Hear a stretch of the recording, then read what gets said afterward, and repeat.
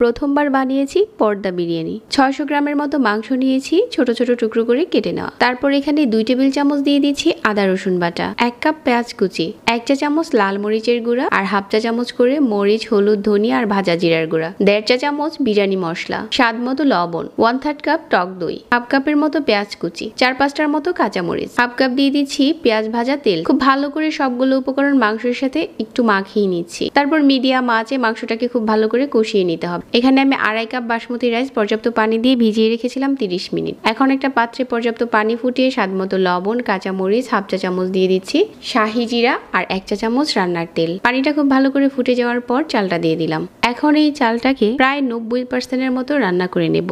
দেখেই বোঝা যাবে যে রাইসটা কতটা হয়েছে। তো এই পর্যায়ে হচ্ছে আমি স্ট্রেনারে ঢেলে এটা পানি ঝরিয়ে নিচ্ছি। আর আমাদের যে মাংসটা ছিল এটাও কিন্তু খুব ভালো করে কষে গেছে। রাইসগুলো ঢেলে দিচ্ছি, ফয়েল পেপার দিয়ে একটু ঢেকে দিয়েছি।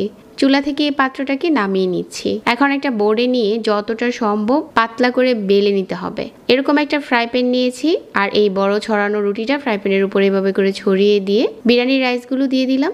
উপরে দিয়ে দিচ্ছি পেঁয়াজ বেরেস্তা, 2 চা চামচ ঘি আর অল্প একটু কেওড়া জল আর গোলাপ জল। এখন সাইড থেকে এভাবে করে মুড়িয়ে নিচ্ছি। এই ফ্রাই প্যানটাকে এখন মিডিয়াম আঁচে চুলাতে বসিয়ে দিচ্ছি। আর এখন আমাদের পর্দা বিরিয়ানি রেডি।